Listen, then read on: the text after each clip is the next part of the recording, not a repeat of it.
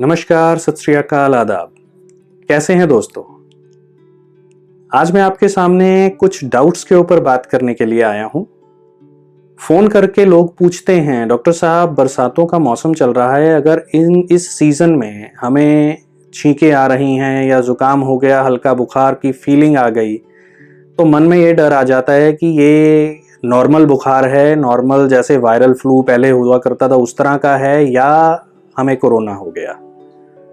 ये डाउट्स लोगों के मन में आते हैं और वो डरते हैं इस चीज़ से कि अगर टेस्ट करवाने जाएंगे तो पहले से ही वहाँ पे इन्फेक्टेड लोग भी आए होते हैं, कई बार होकर गए होंगे वहाँ से, या हॉस्पिटल में अगर दिखाने जाएंगे तो वहाँ पे और भी मरीज होते हैं। तो आजकल सबसे ज़्यादा डर तो कोविड-19 का ही है। तो लोग इस चीज़ का डर मन में लाते हैं कि कहीं वहाँ जाने से हमें इन्फेक्शन ना हो जाए। तो इसी के ऊपर आज मैं आपसे बात करूँगा कि कैसे पहचानेंगे हम कि हमें वाकई कोरोना के सिम्टम्स आ रहे हैं या ये नॉर्मल फ्लू के सिम्टम्स हैं, या नॉर्मल जैसे कोल्ड हो जाता था या एलर्जी के सिम्टम्स हैं। तो इसी पे मैं आपको बताऊंगा वो सिम्टम्स किस तरह से होते हैं।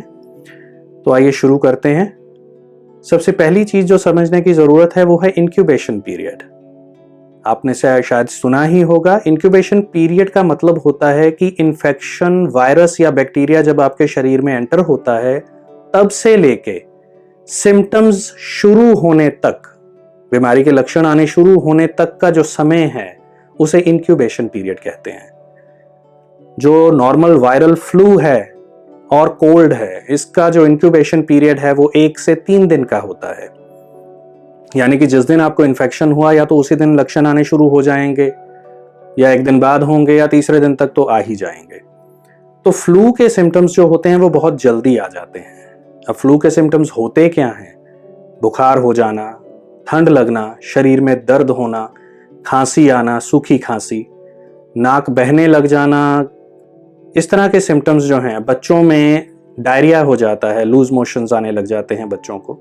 तो इस तरह के सिम्टम्स फ्लू में आने शुरू हो जाते हैं। शरीर में दर्द होना, बुखार जैसी फीलिंग आना। तो ये अपने आप 5 से 7 दिनों में चला जाता है।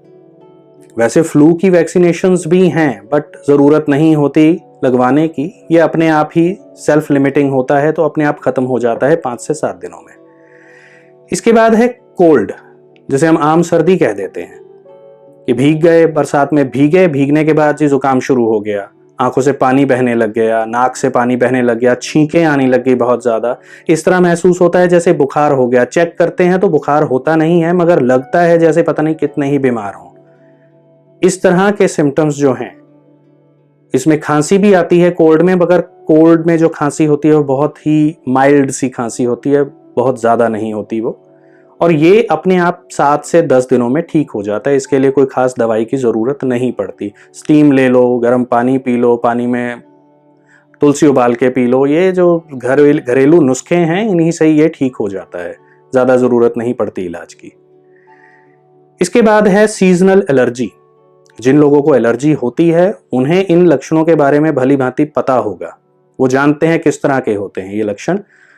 सीजनल एलर्जी उन लोगों को होती है, जैसे कईयों को डस्ट एलर्जी है, वो तो चलो डस्ट एलर्जी तो कभी भी हो सकती है।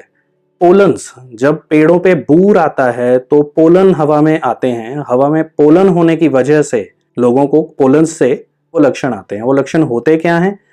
जैसे नाक में खुजली होना, इरिटेशन होना, आंखों में इरिटेशन होना, कान में, गले में, उसकी वजह से छींकें बहुत ज़्यादा आना, आंख से पानी बहना, आंखों का लाल हो जाना, खांसी आना। खांसी के साथ साथ इसमें सांस लेने में भी दिक्कत आ जाती है मरीजों को जिनको एलर्जी होती है। शरीर का दुखना, बुखार जैसी फीलिंग होना। बुखार नहीं आता इसमें, कोल्ड में भी बुखार नहीं आता, मगर वो ऐसी फीलिंग वैसी होने लग जाती है। तो इस चीज का जो है, सांस लेने की दिक्कत जो है इसमें, वो एंटी एलर्जिक मेडिसिन, चाहे वो होम्योपैथिक हो या कोई भी एंटी एलर्जिक मेडिसिन, वैसे तो मेडिसिन अपने आप नहीं लेनी चाहिए डॉक्टर के प्रिस्क्रिप्शन के बिना। सेल्फ मेडिकेशन नहीं करनी चाहिए। डॉक्टर से अगर आप पूछ के एंटी एलर्जिक मेडिसिन ले लेते हो तो ये सिम्टम्स रिलीफ हो जाते हैं, इसमें राहत मिल जाती है पेशेंट को। मगर जो कोरोना का पेशेंट होता है, कोविड-19 के पेशेंट में भी बुखार आता है, ठंड लगती है, शरीर टूटता है, सांस लेने में दिक्कत आ जाती है। सूंघने की ताकत नहीं रहती, सूंघने की जो सेंस है वो चली जाती है, आपको स्मेल नहीं आएगी। उसके अलावा पेशेंट को टेस्ट चला जाता है, टेस्ट नहीं आता उसे किसी चीज का। तो ये चीजें जो हैं ये कोविड में एक्सपीरियंस करता है आदमी, कोविड के सिम्टम्स आएंगे।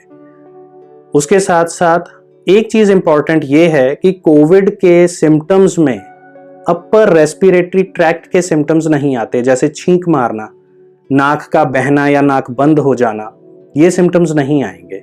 साइनसेस की कंजेशन हो जाना, ये सिम्टम्स नहीं होते इसमें।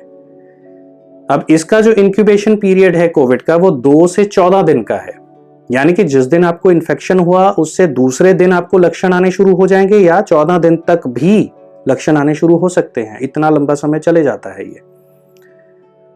तो ये चीज जरूरी है कि आपको ऑब्जर्व करना है कि आपको किस तरह के लक्षण आ रहे हैं।